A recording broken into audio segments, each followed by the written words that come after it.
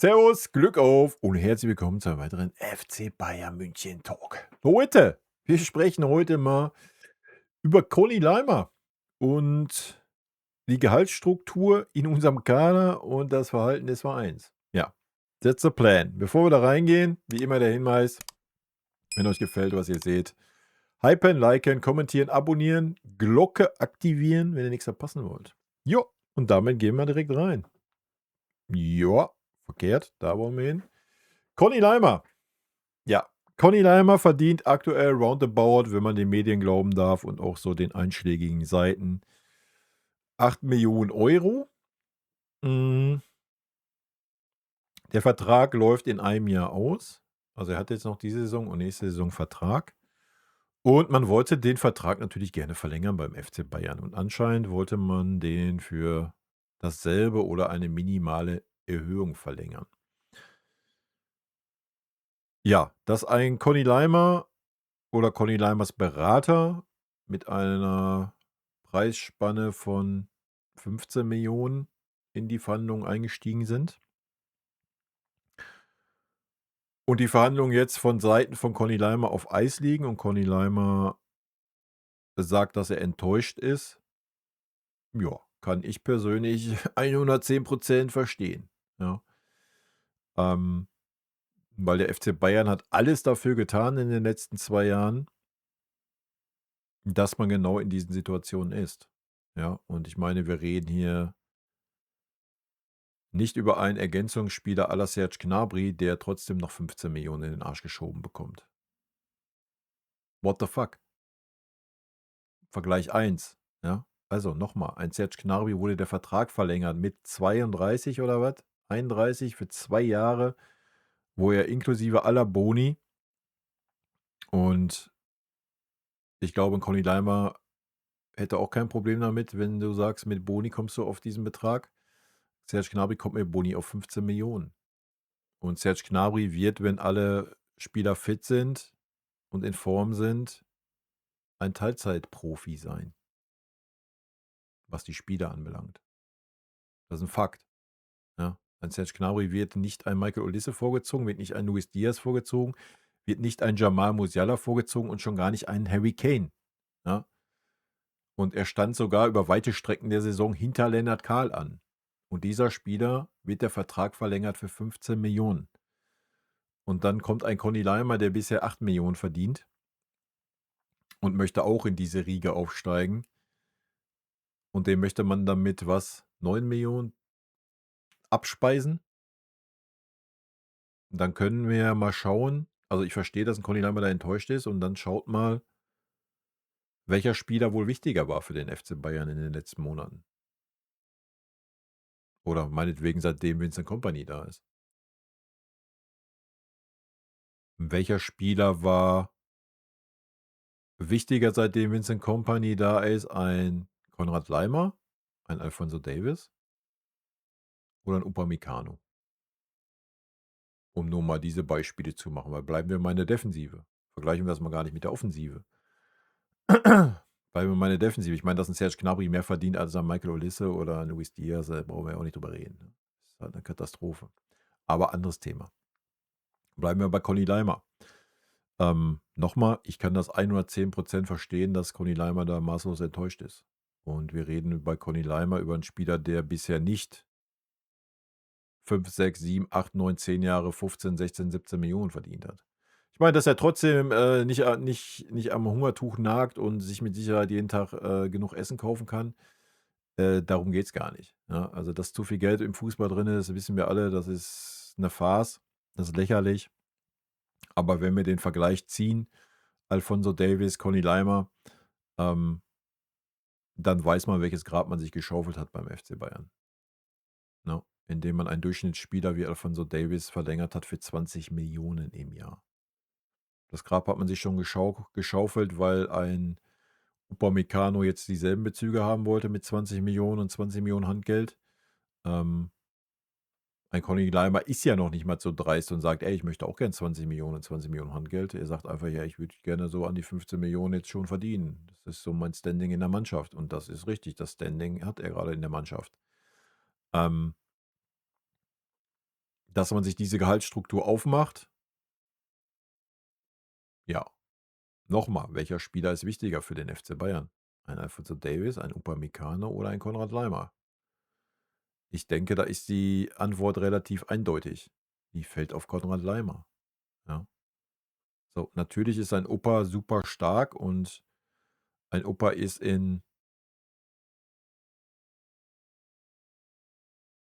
ja, vielleicht im Viertelfinale, im Halbfinale, vielleicht in irgendeinem Finale gegen starke Mannschaften ist ein Opa wahrscheinlich genauso wichtig wie 'n Conny Laimer sein kann, ja. Aber reden wir von den normalen Alltag, dann kannst du auch Min-Jae Kim da hinten hinstellen, ja. Also, da brauchst du jetzt keinen Upamecano. Also, da ist ein Konrad Laimer mit seiner Dynamik und den Einfluss, den er hat auf diese Mannschaft mit Sicherheit, wichtiger, wie es ein Upamecano ist. Und von einer Alphonso Davies fange ich gar nicht erst an, oder? Von daher finde ich es absolut nicht verwerflich, dass ein Conny Laimer sagt: „Ey, ich sehe mich aber in dieser Region“, ja. Und nochmal, er sagt ja noch nicht mal: „Ich sehe mich in der Region von Alphonso Davies“, was sein gutes Recht wäre, ja. Und damit sind wir dann auch beim Punkt angekommen. Also, erstmal von meiner Seite, ey, volles Verständnis für die Forderung von Conny Laimer. 100%, ja. Conny Laimer hat in den letzten Monaten so viel für diese Mannschaft getan und so viel Einfluss gehabt. Ja, das ist ein bisschen oder rückt ein klein bisschen im Hintergrund, weil jetzt Luis Diaz da ist, der ein ähnlicher Typ ist, der die Mannschaft mitnehmen kann, mitreißen kann, auch aus der vorderen Position, weil er auch die Wege mit nach hinten macht so, dann nimmt er die Mannschaft schon mit, ja, ne, gar keine Frage. Aber bevor Luis Diaz da war, war Conny Laimer halt der einzige, ich nenne es mal Mentalitätsspieler, ja. Und vielleicht den Punkt noch zu Conny Laimer. Wir können natürlich auch Conny Laimer mit Pavlovic vergleichen, mit Kimmich, mit Goretzka. Ja, nur er darf da nicht spielen. Ja, jetzt fragt euch mal, warum er da nicht spielen darf. Ja. Also ich glaube, ein Conny Laimer wüsste wahrscheinlich besser zu überzeugen in der Zentrale als gerade ein Joshua Kimmich in der Form, wie die Kimmich gerade hat. Ja. Also ein Conny Laimer neben einem Pavlovic würde ich mir gerne mal anschauen. Aber jetzt stellt euch mal vor, das funktioniert. Ja, da musst du ja König Josua auf die Bank setzen und der verdient auch über 20 Millionen. Kannst du natürlich nicht bringen. Ja. Und natürlich wären das dann noch mehr Argumente für Conny Laimer. Ja, also ein Schelm, wer da 'ne Verschwörungstheorie sieht oder Böses denkt, ja. Aber ich denke, wir sind uns einig, dass 'n Alphonso Davies, um mal darauf jetzt zurückzukommen, die 20 Millionen nur verdient, weil Jamal Musiala sein bester Bro ist, ja. Und man Angst hatte, dass wenn Alphonso Davies nach Real Madrid geht, ein Musiala ein Jahr später auch dahin geht, ja. Ich glaube, das war 'n Riesenfaktor, weil sportlich sorry Leute, ey, da kannst du dich als Jan-Christian Dresen, der sich da damals hingestellt hat und einen von Leistungsträger geblubbert hat, äh, ey, Alphonso Davies in seiner besten Form, ne, die er unter Kompany letztes Jahr hatte, ähm, ey, sorry, das ist noch nicht mal 15 Millionen Gehalt wert und schon gar nicht 20 Millionen. Ja, das ist eine Vollkatastrophe, ja. Und ich habe es damals gesagt, ich wiederhole es jetzt, man hat sich damit das Grab geschaufelt. Ja, du kannst keine man hat darüber diskutiert oder sich beschwert, dass Brazzo irgendwelchen komischen Durchschnittsspielern, horrende Gehälter gezahlt hat. Nehmen wir Hernandez als Beispiel, der dann ja die Gehälter hochgetrieben hat. Aber ein Hernandez hat immer geliefert. Immer. Der war immer das Geld wert, wenn er gespielt hat. Der kannte nicht, ich habe Wehwehchen oder sonst was. Der war wie Conny Laimer, immer 110%. Ja. Er war oft verletzt, so, das war ein Problem, keine Frage. Ja, aber der Mann hat geliefert. Das tut 'n Alphonso Davies nicht. So, ja, und der verdient noch mal mehr, ja. Und wenn man dann einen Spieler wie Alphonso Davies, der hat Potenzial, so keine Frage, ja. Ähm, Das ist ein Spieler auf internationalem Niveau, auch keine Frage, aber der ist kein Spieler von Weltklasseformat. What the fuck, ja? Und warum dieser Spieler 20 Millionen verdient, weiß nur der liebe Herrgott, ja. Meine Theorie kennt ihr dazu. Und da muss man sich natürlich nicht wundern, dass jeder Spieler, wo jetzt der Vertrag ausläuft in Zukunft, sagt: „Ey, pass mal auf, der verdient 20 Millionen. Ich sehe doch, was der leistet.“ Auch ein Kimmich mal als Beispiel genommen für Conny Laimer. Conny Laimer denkt sich: „Oh, was ist denn mit dem Josh? Was zeigt der denn für Leistung, Alter? Dafür kriegt der 20 Millionen. Ich laufe hier mit 8 rum. Hä? What the fuck? Ja? Serge Gnabry, 15 Millionen, jetzt gerade noch 17 oder 18. Teilzeitprofi. Hä? Ich verdiene 8. So, ja. Und Conny Leimer hat ja nachgewiesen, dass er super wichtig für diese Mannschaft ist. Ja. So. Völlig verständlich, ja. Und man hätte, ja, es ist zu spät so. Man hätte ein klares Statement bei Davies setzen müssen, das hat man nicht getan. Dann hätte man sich jetzt 'n Fehler eingestehen müssen und hätte bei Upamecano sagen müssen: „Alles gut, Feierabend. Das war's. Tschüss, hau rein." Ja, wäre natürlich sportlich wild gewesen, natürlich finanziell fatal. Aber dann hättest du das noch mal in den Griff kriegen können. Sehr wahrscheinlich wird man jetzt das Exempel an Conny Leimer statuieren, ne? Darauf wird's hinauslaufen. So. Man wird wieder ins letzte Vertragsjahr gehen, logisch, weil Conny Leimer dann alle Trümpfe auf der Hand hat, irgendwo anders hinwechseln kann. Dann ist er 29 oder fast 30. Ähm, Geht um seinen letzten Vertrag. Ja, so verständlich, ja. Ähm, Der nächste Spieler wird kommen und dann wirst du den Bums wieder durchmachen. Wieder. Wieder, wieder, wieder und wieder. Wieder. Jedes Mal wieder. Weil du einen Durchschnittsspieler wie Alphonso Davies in eine Gehaltsklasse gehoben hast, in die er absolut nicht hingehört. Ja. Und das war so klar, dass sich das rächt. Ja. So. Jetzt natürlich ist, ansonsten hättest du das ja locker flockig wegmoderieren können mit Conny Leimer. Ja. So kannst du das nicht. Du hast keinerlei Argumente auf deiner Seite. Und Conny Leimer hat alle Argumente auf seiner Seite, weil er ein Leistungsträger ist für diese Mannschaft. Und nicht irgendwie so ein Serge Gnabry. Und der verdient das Doppelte wie Conny Leimer. Jetzt mit seinem neuen Vertrag verdient er das Doppelte. Das müsst ihr euch mal reintun. Ja? Also ich bin da an Conny Leimer absolut nicht böse. Ich kann das voll verstehen. Und ja, wir werden den gleichen Bums wieder erleben. Ja? Die gleiche Phase wieder. Conny Leimer geht ins letzte Vertragsjahr. Dann wird es darauf hinauslaufen, ob ein Vincent Kompany sagt, Jo, Alphonso Davies ist mein linker Verteidiger, so wie er es letzte Saison auch getan hat. Ja, dann hast du 'n Ito dahinter, alles gut. Ähm, Dann wirst du einen Rechtsverteidiger verpflichten und dann wirst du 'n Conny Leimer sehr wahrscheinlich auslaufen lassen. So, ja. Er ist ablösefrei gekommen, so, du machst kein Minus, alles fein, alles gut aus finanzieller Sicht, aus Vereinsseite her. Für mich eine Farce, ja. Ähm, aber gut, das muss der Verein wissen, ja? Aber das wird halt nicht der letzte Move sein, ja. Ähm, ein Alphonso Davies müsste jetzt schon 3, 4 Steps machen, um ein überragender Faktor in dieser Mannschaft zu sein, ja? Ich meine, selbst 'n Opa ist ja 'n Faktor in dieser Mannschaft, aber mit Sicherheit auch nicht dieser überragende Faktor, um 20 Millionen im Jahr zu verdienen. Das muss man auch mal klar sagen, ja? Ähm, Wie gesagt, dieses Grab hat man sich selber geschaufelt als Verein mit der Vertragsverlängerung von Alphonso Davies, wo man sich hat auf der Nase rumtanzen lassen und keine Eier hatte, ja? Und nicht gesagt hat: „Ey, pass mal auf, Junge, bis hierhin und dann ist gut", ja? Und es ist ja schön, dass sich immer alle jetzt hier da hinsetzen und labern: „Oh ja, Max Eber macht so einen guten Job, bla Sylt." Ne, tut er nicht.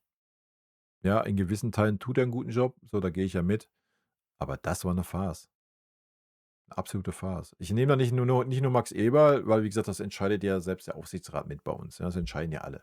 So, ne? Aber das war eine Farce. Das ist eine Katastrophe.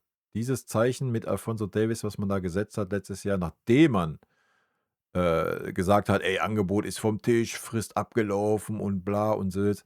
Und man ist ihm trotzdem in den Arsch gekrochen und so tief reingepumpt, die Kohle, dass er sie gleichzeitig auskotzt und ausscheißt. Ähm, ja, und dann kriegt man jetzt die Quittung und das zu Recht, Alter. Du hast die Quittung schon bei Opa gekriegt, der auch völlig überbezahlt ist. Du hast die Quittung bei Jamal Musiala gekriegt, der auch völlig überbezahlt ist mit 25 Millionen Gehalt. Und du wirst die Quittung bei jedem Spieler kriegen. Bei jedem Spieler. Du hast die Quittung auch bei Kimmich gekriegt, der auch sagt: „Ey, ich nehme doch jetzt nicht weniger Geld, Alter, wenn Alfonso Davies 20 Millionen bekommt", ja? So, ansonsten hättest du 'n Kimmich wahrscheinlich auch verkaufen können. „Komm, du kriegst noch 15, Alter." Ja, konntest du auch nicht. Ja. Ich meine, du kannst selbst 'n Serge Gnabry nicht weiter wie 15 drücken, weil dann Alfonso Davies mit 20 rumläuft. Wie denn auch? Welches Argument hast du denn? Ja. Also, Katastrophe, ja? Das hat so einen riesigen Rattenschwanz, diese ganze Davies, Story. Und ich habe es damals schon gesagt, dass genau das passieren wird, ja? Das ist halt das Problem, wenn du einem durchschnittlichen Spieler mehr ist an Alfonso Davies nicht. Sorry. Dass er das Potenzial für mehr hat, ja, völlig fein, ja? Aber mehr ist er aktuell nicht. Und mehr war er noch nie in dieser Mannschaft. Er war mal auf 'm guten internationalen Level, ja, da gehe ich mit. Aber das war's. Der war oder ist nie Führungsspieler. Der ist nie der entscheidende Faktor aufm Feld mal gewesen in irgend 'n Spiel. What the fuck? Ja? Es gibt keine Rechtfertigung, dass dieser Spieler so viel Geld verdient. Außer dass er der Bro von Jamal Musiala ist, ja? Und, wie wir in der Hinrunde eindrucksvoll bewiesen haben who the fuck ist Jamal Musiala, Alter? Ja? Das hat der Verein einfach nicht gerafft und rafft es nicht. Ja, es kann nicht sein, dass Spieler größer wie der Verein ist. Und, man stellt sich da hin und heult rum. Gehälter hier, Gehälter da. Und man macht dann solche Moves, ja? Und das wird über Jahre das zieht sich durch, Alter. Das zieht sich durch. Das zieht sich durch. Du hast diese Gehaltsstruktur geschaffen, ja? Und ja, warum sollte denn ein Michael Olise, sagen bei der nächsten Vertragsverhandlung: „Ey, yo, ich glaube, der hat jetzt 13 oder 14 Millionen. Ja, komm, gib mir 15, ich bin zufrieden." Junge, du musst den 25 geben. 25 verdient Jamal Musiala. What the fuck? Der kannst ja auch nicht sagen: „Komm, du kriegst 20, dann bist du aufm Level von Alfonso Davies", dann lacht er dich aus. Ja. What the fuck? Ja, über was reden wir? Alexander Pavlovic. Selbst 'n Stanisic, wenn die Entwicklung weitergeht. Hä? Was ist los? Ich meine, gut, zum Glück hat er noch ziemlich lange Vertrag, ja? Ähm Das ist so ein Rattenschwanz, den wirst du nicht mehr los, Alter. Den wirst du nicht mehr los. Sei denn, du statuierst jetzt 'n Exempel, ja? So, und das machst du dann an einem Conny Leimer, wo du dann sagen wirst: „Pass auf, Conny, hier sind 10, friss oder verpiss dich." So. Darauf wird's hinauslaufen. Ja. Weil da hängt kein Superstar à la Jamal Musiala dran. Da sagt nicht ein Jamal Musiala: „Ach, wenn der Conny geht, ey, dann gehe ich aber hinterher." Ja? So, das ist der Faktor. Und das ist traurig. Ja. Mal ganz davon abgesehen ich meine, ein Goretzka verlässt den Verein. Ja, da sparst du ja schon wieder, was, 17, 18 Mille oder was oder an die 20 hat der ja auch gekriegt. Dann gib doch 7 davon den Conny. Den Rest hat der Opa schon gekriegt auf sein Gehalt. Du hast noch 'n bisschen was eingespart bei Serge, also hast du wenigstens 'n bisschen das Gehalt gedrückt. Ja, aber ist natürlich auch klar, gibst du dem Conny jetzt 15 ja der nächste Spieler kommt, der nur 8 oder 9 verdient, wenn der Vertrag ausläuft. Ja, das sind halt alles Argumente. So, und die Frage ist keine Ahnung, wird Conny Leimer der neue Rechtsverteidiger oder wird es Stanisic? So, gibst du dann 'n Ersatzspieler 15 Millionen mit 'm Conny Leimer? Weil Alfonso Davies scheint ja unter Kompany ich meine, der verdient 20 Millionen, den kannst ja willst du den jetzt auf der Bank sitzen lassen? Tja, so, merkt ihr das Ganze? Junge, das Ganze ist 'ne Farce, 'ne absolute Katastrophe. Ja, und noch mal, man hat 'n Brazzo damals da hingestellt, gesagt: „Boah, der hat so die Gelder hochgetrieben." Und man lobt grade Max Eberl in den Himmel, Alter. Dann guck dir mal an, was Max Eberl getan hat mit dieser Davies-Geschichte. Das ist 'ne Katastrophe. Katastrophe über Jahre. Wir werden die nächsten Jahre der Verein wird niemals freiwillig dann sagen: „Komm, du kriegst jetzt diese 15 oder du kriegst die 20 Millionen." Nein, jeder verfickte Spieler wird beim FC Bayern ins letzte Vertragsjahr gehen, wenn er es drauf anlegt. Jeder. Und da musst du schon 'n Singing Free zahlen. Ja, grandios, oder? Läuft, ne? So, und ihr glaubt ja nicht ernsthaft, dass 'n FC Bayern jetzt sagen wird: „Pass mal auf, Conny, ähm, alles gut, das ist unser Angebot. Entweder nimmst du das jetzt an oder wir werden dich im Sommer, verkaufen. Und willst du im Sommer nicht verkauft werden, setzen wir dich auf die Tribüne.“ So, dann machst du 'n Statement für jegliche weitere Verhandlungen mit 'n anderen Spielern. So, das passiert ja nicht, ja? Aber das muss irgendwann passieren bei einem Spieler. Ansonsten wird dieser Rattenschwanz immer weitergehen, Jahr für Jahr für Jahr, ja? Weil warum soll 'n Spieler sagen: „Ja, alles gut, ich verlängere jetzt den Vertrag für eure Konditionen.“ Ne, der Spieler wird immer sagen: „Ja, dann gehe ich ins letzte Vertragsjahr. Ja, tue ich.“ Und dann Winterpause: „Ja, oh, alles geil, jetzt kann ich mit anderen Vereinen verhandeln.“ So, ja? Und wenn er dann noch, immer noch super wichtig für diese Mannschaft ist, siehe Upamecano, ähm, ja, welche Argumente hast du denn dann gegen den Spieler? So, dann wirst du die Kohle zahlen müssen. Oder du stehst dumm da und, verbrennst Kapital, indem du 'n Spieler ziehen lässt, der Stammspieler ist, der gute Leistungen bringt und du tief in die Tasche greifen müsstest, um Ersatz auf selben Level zu verpflichten, ja? So, das ist doch das Thema.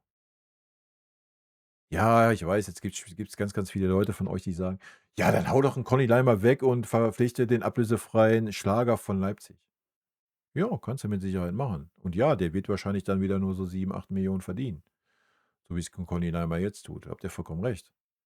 Kannst du machen, den Move, ja? Aber das ist so 'n Trauerspiel. Weil noch mal, wir reden ja nicht hier über einen Ersatzspieler. Zumindest bisher nicht in dieser Saison. Wir werden mal sehen, wie die Saison jetzt weitergeht, ja? Aber das ist schon wild. Und schade für Conny, ja? Weil ich denke, 'n Conny hat dieser Mannschaft viel gegeben und ich glaube, 'n Conny könnte dieser Mannschaft noch viel, viel mehr geben, wenn man ihn nur lassen würde. Wenn man ihn einfach mal in die Zentrale stellen würde, ja? Dann wäre 'n Conny aber die 15 Millionen, über die wir da grade reden, noch mal viel, viel mehr wert, ja? Ähm Als Außenverteidiger kann ich das Gehaltsgefüge dann irgendwo verstehen, wenn wir ihn mit Stunny vergleichen. Das ist ungefähr so eine Riege. Aber noch mal, Alphonso Davies sprengt da alle Ketten, ja. So, und Alphonso Davies gehört auch in diese Riege. Der gehört in diese Riege 8, 9, 10 Millionen. Das ist die Riege, in der Alphonso Davies reingehört in dieser Mannschaft. Er ist aber in der Riege unter Harry Kane und Jamal Musiala auf einer Stufe mit Joshua Kimmich. Da ist ein Alphonso Davies grade. Und dass das nicht geht und passt, ja, Leute, also und noch mal, Conny Daimer stellt sich ja auch nicht dahin und sagt: „Ja, ich möchte jetzt auch die 20 Millionen haben, die Alphonso Davies bekommen hat, so wie's 'n Opa getan hat“, ja? Und man hat's beim Opa schon nicht geschafft, das zu drücken, ja? Ne, Conny Daimer ist ja noch bescheiden und sagt: „Ey, ich nehme sogar 5 Millionen weniger wie Alphonso Davies.“ Das musst du dir mal reintun, ja? Also noch mal, ja, dass so viel Geld im Fußball drin ist, wissen wir alle, dass das nicht richtig ist, gehe ich 100% mit. Aber wenn wir das jetzt, wie ich's euch grade gesagt habe, im Vergleich sieht mit den Spielern, die da grade rumlaufen und wie diese Spieler performen, Alter, dann ist der Move von Conny Leimer, mit den 15 Millionen absolut gerechtfertigt. Und ja, ich bin gespannt, wohin die Reise geht, ja? Ähm, Vielleicht wird 'n Conny Leimer jetzt nur noch Ersatzspieler. Ja, ich denke, im Hintergrund wird man da schon so die Abstimmung machen zwischen sportlicher Führung und Management. Und wenn der Max Eber sagt: „Pass mal auf, wir werden den Conny Leimer nicht verlängern“, ähm dann wird natürlich auch 'n Vinny gucken, dass er eher Stunny als Rechtsverteidiger bringt und ich meine, Davies ist bei ihm ja eh gesetzt als Linksverteidiger, ja, also keine Ahnung. Schwer. Ich bin sehr gespannt, ey. Vielleicht täusche ich mich. Vielleicht einigt man sich noch, aber ich glaube, der FC Bayern ist da mit 8, 9 Das ist vielleicht 10 Millionen reingegangen und die Seite von Conny 15. Also nochmal, ich kann es verstehen. Ja, du kannst hart bleiben jetzt bei Conny, ne? Und wie gesagt, da musst du ihn ein Jahr auf die Tribüne setzen, damit 'n Conny Leimer vorher wechseln und dann hast du ein Statement gesetzt. So, dann aber bei irgendeinem Spieler wirst du es machen müssen. Conny Leimer hat es aber definitiv nicht verdient. Ja, dann hätte schon eher so 'n absolut, geldgeiler Typ wie 'n Upamecano verdient, da das Statement zu setzen, ja? Das, was ich getan hat. Ich meine, an allererster Stelle hättest du Alphonso Davies verdient, dann wärst du ja gar nicht erst in diese Lage gekommen, in der du dich gerade befindest, aber da sind wir nun mal jetzt. So, und um da rauszukommen, wirst du irgendwann 'n Spieler opfern müssen, ne? Und das wird 'n Stammspieler sein müssen. So, wenn jetzt 'n Conny Leimer, wie gesagt, die nächsten Monate nicht mehr Stamm ist, sondern dass Alphonso Davies Linksverteidiger ist, Stani Rechtsverteidiger. Ich meine, in der Zentrale darf 'n Conny eh nicht spielen.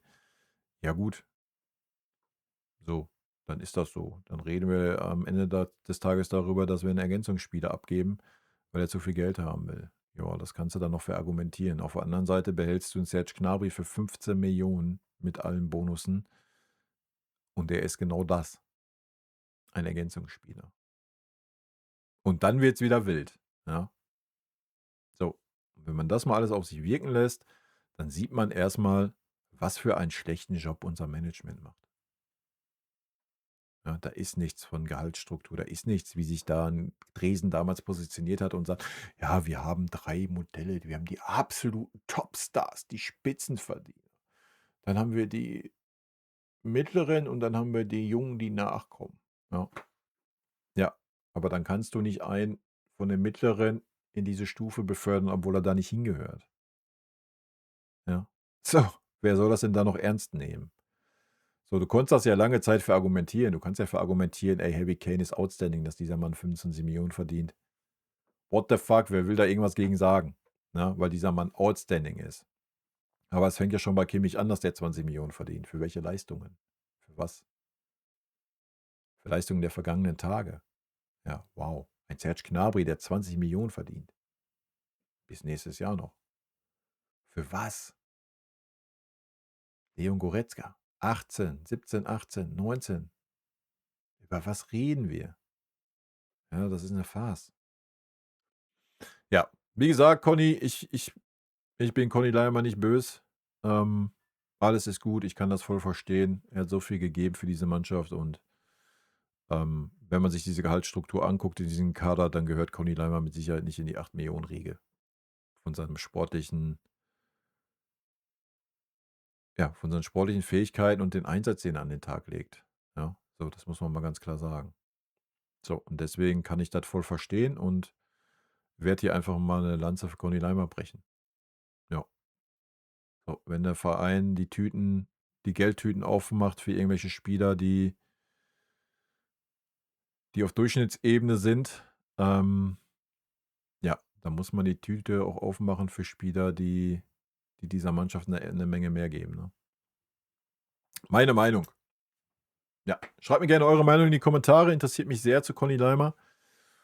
Und in diesem Sinne, wir werden sehen, wohin die Reise geht. Ich glaube, das wird uns noch eine lange Zeit beschäftigen, dieses Thema. Rot-weiße Grüße gehen raus, haut rein, bis dann, tschüssi. Vielen lieben Dank für euren Support hier auf dem Kanal und in diesem Sinne, gute Freunde kann niemand trennen.